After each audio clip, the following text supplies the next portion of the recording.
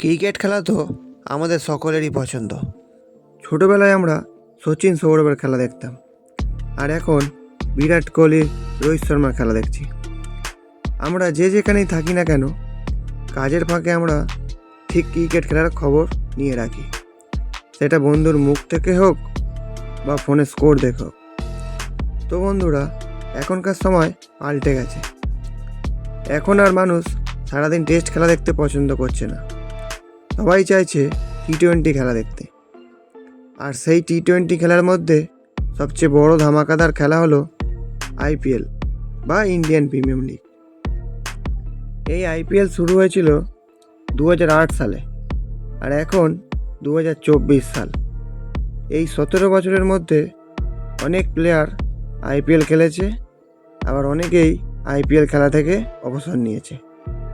IPL খেলার মধ্যে Chennai super Kings ও Mumbai Indians সর্বাধিক 5 বার করে চ্যাম্পিয়ন হয়েছে।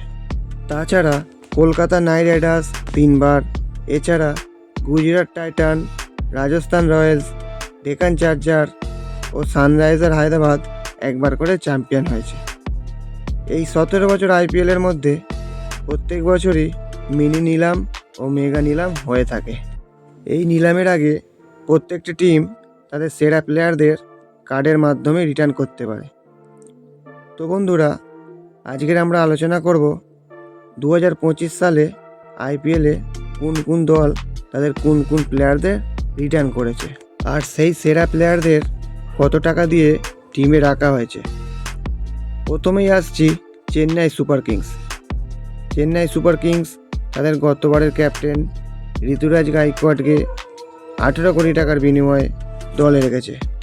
তাছাড়া মহেশ পাথিরানা 13 কোটি, শিবম দুবে 12 কোটি, রবীন্দ্র জাদেজা 18 কোটি ও এমএস ধোনি 4 কোটি টাকার বিনিময়ে মোটেই 5 জন প্লেয়ারকে চেন্নাই সুপার কিংস এবছর তাদের দলে রেখে দিয়েছে। চেন্নাই সুপার কিংসের কাছে এখনও 55 কোটি টাকা রয়েছে তাদের নিলামে প্লেয়ার কেনার জন্য। তারপরে আসছি মুম্বাই ইন্ডিয়ান্স। মুম্বাই ইন্ডিয়ান্স তাদের গতবারের ক্যাপ্টেন হার্দিক পান্ডিয়াকে দলে রেখে দিয়েছে 16 কোটি 35 লাখ টাকার বিনিময়ে। তাছাড়া জাসপ্রীত বুমরা 18 কোটি, রোহিত শর্মা 16 কোটি 30 লাখ, সূর্য কুমার যাদব 16 কোটি 35 লাখ ও তিলক বর্মা 8 কোটি টাকার বিনিময়ে মোট 5 জন প্লেয়ারকে মুম্বাই ইন্ডিয়ান্স তাদের দলে রেখে দিয়েছে। মুম্বাই ইন্ডিয়ান্সের কাছে এখনও 45 কোটি টাকা আছে তাদের নিলামে প্লেয়ার কেনার জন্য। এবার আসছি Kolkata night Riders. Kolkata night Riders তাদের সেরা প্লেয়ার সুনীল নারিন 12 কোটি, আন্দ্রে রাসেল 12 কোটি, বরুণ চক্রবর্তী 12 কোটি, রিঙ্কু সিং 13 কোটি, রমনদীপ সিং 4 কোটি ও হর্ষিত রানাকে 4 কোটি টাকার বিনিময়ে কলকাতা নাইট রাইডার্স মোটেই 6 জন প্লেয়ারকে দলে রেখে দিয়েছে। কলকাতা নাইট রাইডার্সের কাছে এখনও 51 কোটি টাকা রয়েছে নিলামে প্লেয়ার কেনার জন্য। এবার আসছি রয়্যাল চ্যালেঞ্জার ব্যাঙ্গালোর।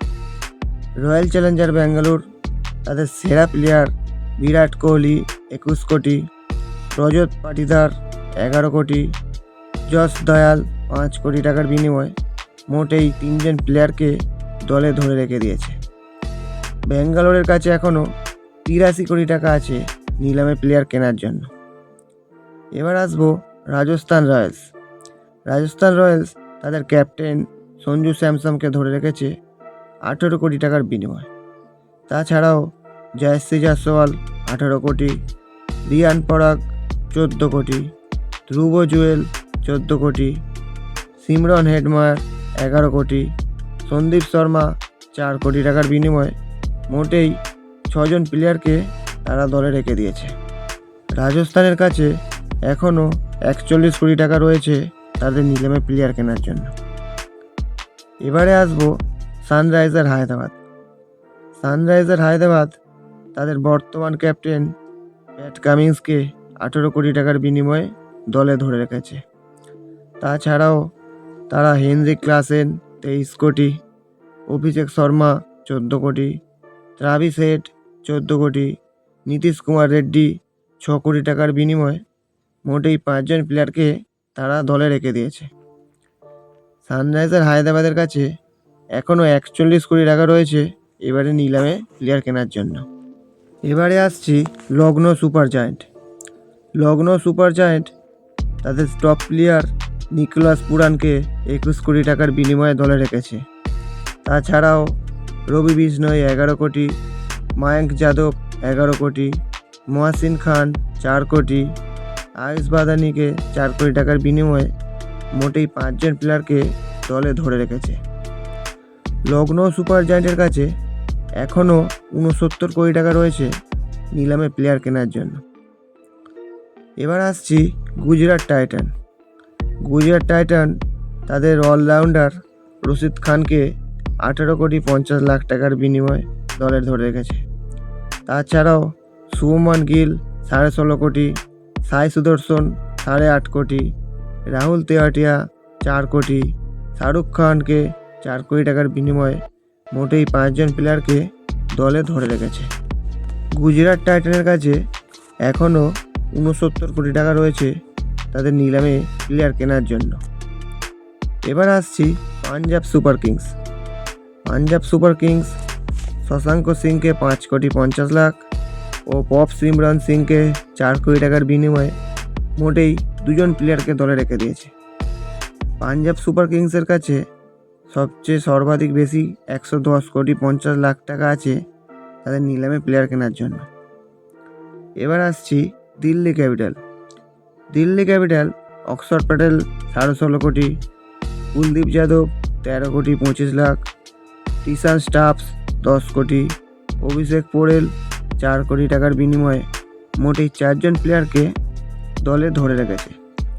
দিল্লি ক্যাপিটালের কাছে এখনও 73 কোটি টাকা আছে তাদের নিলামে প্লেয়ার কেনার জন্য। আপনারা দেখতেই পেলেন 2025 IPL-এর কোন কোন দল কোন কোন প্লেয়ার রিটার্ন করেছে আর কোন কোন দলের কাছে মোট কত টাকা আছে। আজকের ভিডিও এই পর্যন্তই।